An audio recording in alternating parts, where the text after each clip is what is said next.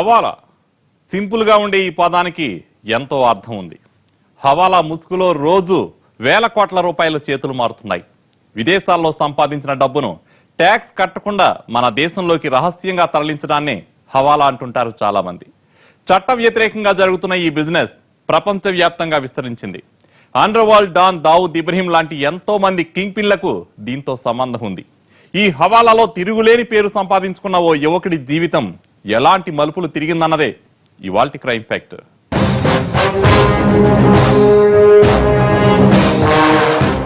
కంప్యూటర్లలో వైరస్ల తెలియకుండానే నగరాలు పట్టణాలకు విస్తరిస్తోంది హవాలా. లక్షలు సంపాదించేందుకు ఎంతో మంది యువకులు ఈ షార్ట్ కట్ రూట్ ఎంచుకుంటున్నారు.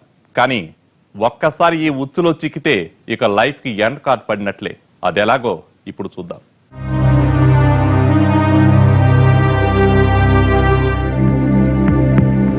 ఈమె రాజు భార్య కాని భార్య షర్మిల. ఈయన షర్మిల మేనమామ కనకయ్య.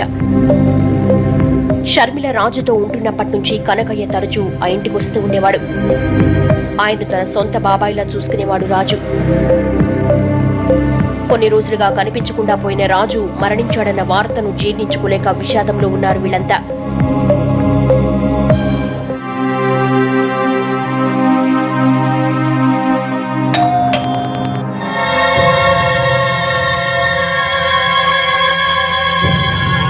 ఎవరో కాలింగ్ బెల్ కొట్టడంతో ఎవరండి మీరు, ఎవరు కావాలి అని అడిగాడు నాయక్.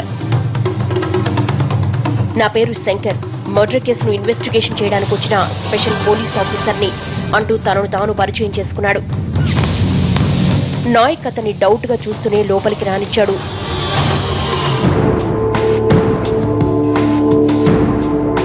కనకయ్య షర్మిలకు అతన్ని పరిచయం చేశాడు. ఇన్స్పెక్టర్ శంకర్ కూడా తనొచ్చిన విషయాన్ని చెప్పి ఈ కేసు దర్యాప్తు చేయడానికి తనకు సహకరించమని కోరాడు.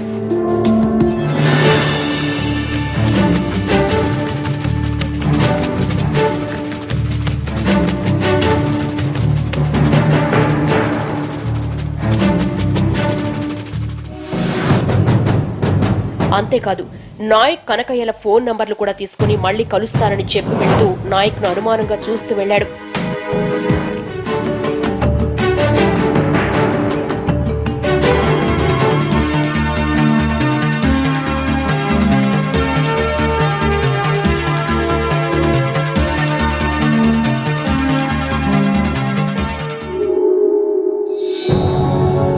మర్నాడు శంకర్ రాజు అన్నయ్య దగ్గరికి వెళ్లి అతని గురించి వివరాలు అడిగాడు. రాజు మొదటి నుంచి చెడు తిరుగుళ్లు తిరిగేవాడని, డబ్బు కోసం చేయకూడని పనులు చేసేవాడని, ఎప్పుడు ఇంటి పట్టున ఉండేవాడు కాదని, కనీసం తల్లి చనిపోయినా రాలేదని అతని అన్నయ్య పెద్దిరాజు చెప్పాడు. రాజు బాగా చనువుగా ఎవరితో ఉంటాడని శంకర్ను ప్రశ్నించగా, ఇంట్లో ఎప్పుడూ సరిగా ఉండడు, షర్మిల అనే అమ్మాయిని కలుస్తూ ఆమెతోనే కాపురం చేస్తూ ఆమె దగ్గరే ఉండేవాడు అని చెప్పాడు పెద్దిరాజు.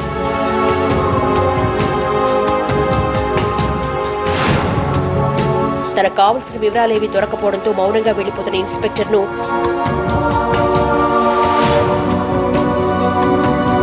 పెద్దిరాజు పిలిచి, నాయక్ అనే అతను రాజు దగ్గర చాలా కాలంగా పనిచేస్తున్నాడని, రాజు మంచి చెడులు తనకంటే అతనికే బాగా తెలుసని చెప్పాడు. శంకర్ ఏదో ఆలోచిస్తూ అక్కడి నుంచి బయలుదేరాడు.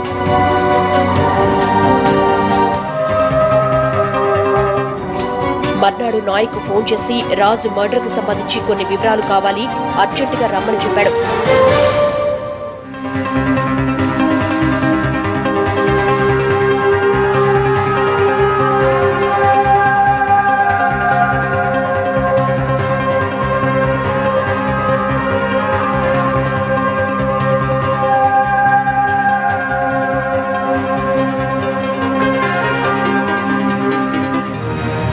తాను చెప్పిన చోటుకొచ్చిన నాయకును శంకర్ పద అంటూ తనతో తీసుకెళ్లాడు.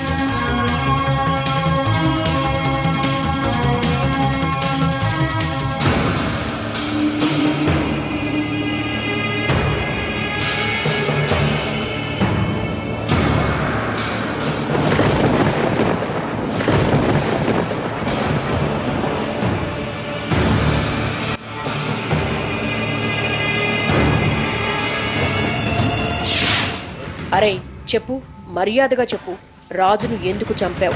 డబ్బు కోసం ఆశపడి చంపేశావు కదూ? అతని దగ్గర ఎంత నొక్కేశావురా? ఆ డబ్బంతా ఏం చేశావు చెప్పు అంటూ నిలదీశాడు. సార్ సార్, నన్ను చంపొద్దు సార్, అంతా చెప్పేస్తాను. నాయక్ ఏం చెప్పాడు? అతనే రాజును చంపాడా?